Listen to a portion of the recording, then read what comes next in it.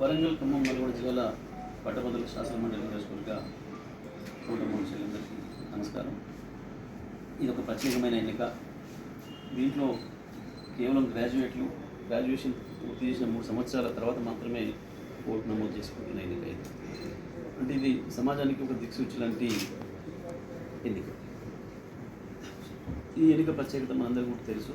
దీంట్లో రిటైర్ ఉద్యోగస్తులం కావచ్చు, అన్ని డిపార్ట్మెంట్ ప్రస్తుత ఉద్యోగస్తులు కావచ్చు, ప్రభుత్వంలో అన్ని శాఖల ఉద్యోగస్తులు, ప్రైవేట్ ఉద్యోగస్తులు, వివిధ రంగాల్లో పనిచేస్తున్న వాళ్ళు, వివిధ వృత్తుల్లో సెటిల్ అయిన వాళ్ళు, గ్రాడ్యుయేషన్ ప్రభుత్వం నుంచి, అదేవిధంగా ఉద్యోగం ఎదురు చూస్తున్న మిత్రులు కావచ్చు, ఇంకా చదువును కొనసాగిస్తున్న మిత్రులు కూడా కావచ్చు. ఇన్ని రకాలుగా చదువుకున్న మిత్రులే ఈ ఎన్నిక. దీంట్లో సోదరులు ఎవరైనా సరే కొంచెం జాగ్రత్తగా ఆలోచించి ఈ ఎన్నికను మనం చేసుకోవాల్సిన అవసరం ఉంది. ఇది ప్రభుత్వాన్ని మార్చే ఎన్నిక కాదు. దీనివల్ల ఇక్కడ ప్రభుత్వం వచ్చేది లేదు, ఉన్న ప్రభుత్వం పోయేది లేదు. కానీ మీ వర్గాల సమస్యల్ని శాసన మండలిలో వినిపించడానికి, ప్రభుత్వం దృష్టికి తీసుకుపోవడానికి ఈ ఎన్నిక ఉపయోగపడుతుంది. తప్పకుండా మీ తరఫున కొట్లాడాల్సిన అభ్యర్థిని కూడా మీరు ఎన్నుకోవాల్సిన అవసరం ఉంటుంది. దీంట్లో ప్రధానంగా అభ్యర్థులను చూసి మనం ఓటు వేసుకోవడం అనేది ప్రధానమైనది. ఇవాళ మన ఎదురుగా ఉన్న దాంట్లో 3 అభ్యర్థులు ప్రధాన పార్టీల నుంచి ఉన్నారు. అసలు ఇండిపెండెంట్ కూడా కొంతమంది ఉన్నారు. నా విజ్ఞప్తి, మీరు అభ్యర్థులను చూడండి ఒకసారి. కాంగ్రెస్ పార్టీ అభ్యర్థికి సంబంధించి మనం చూస్తూ ఉన్నాం. గతంలో కూడా వారు పోటీలో ఉన్నారు. వారి వెంట ఉన్న మిత్రులందరూ కూడా ఇవాళ తన మీడియా నుంచి బయటకు వచ్చి చాలా నిజాల్ని మన ముందు ఉంచారు.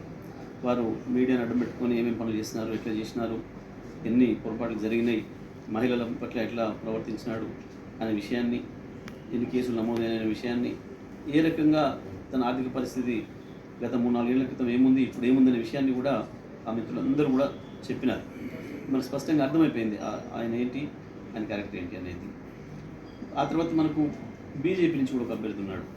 కానీ పాపం మనం అందరం గ్రాడ్యుయేట్లం, గత 3-4 సార్లు ఓట్లు వేసినాం. వారు కూడా చేసారు పోటీ ఇంతకుముందు 3-4 సార్లు పైన పోటీ చేసినారు ఇప్పుడు వివిధ ఎన్నికల్లో. కానీ ఎప్పుడు కూడా మళ్ళీ ఎన్నికల తర్వాత వారి గొంతు ఎప్పుడు మనకు వినపడలేదు. నామినేషన్ నాడు, పోలింగ్ నాడు వరకు తప్ప ఆ తర్వాత వారి గొంతున్న వాళ్ళు కూడా ఎవరు కూడా లేరు.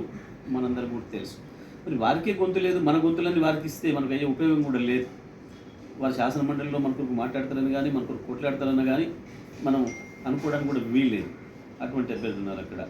సో దానివల్ల మన గొంతును మూగ చేసుకోవడం తప్ప కాదు.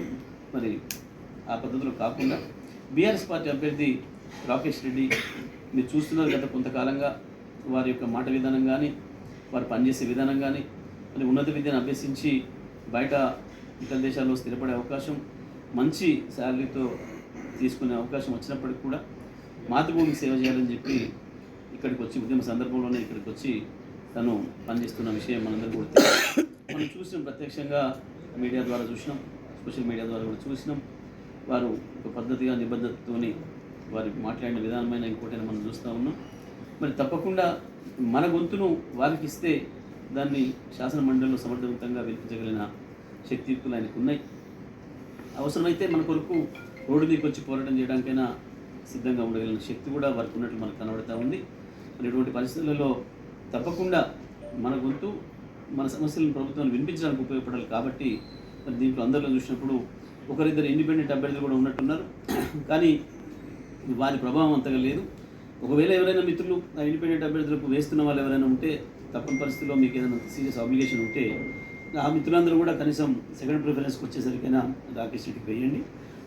నేను అందరికీ కోరేది, బీఆర్ఎస్ అభ్యర్థి రాకేష్ రెడ్డి సమర్థవంతమైన అభ్యర్థి మనకు కనబడుతున్నాడు. కాబట్టి మరి వారికి మొదటి ప్రాధాన్యత ఇచ్చి, ప్రథమ ప్రాధాన్యత ఓటుతోనే వారిని గెలిపించడం అనేది ఇది మనందరికీ కూడా గౌరవం. మన ఓటర్ మిత్రులందరూ కూడా ఇది ఒక గౌరవం. కాబట్టి తప్పకుండా మనందరం కూడా బీఆర్ఎస్ అభ్యర్థి రాకేష్ రెడ్డి, వారిది ఓటర్ లిస్టులో దాంట్లో బ్యాలెట్లో 3వ నెంబరు 1, 2 తర్వాత 3వ నెంబర్ వారిది.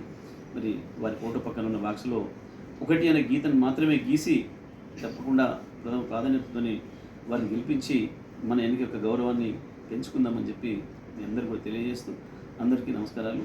జై తెలంగాణ.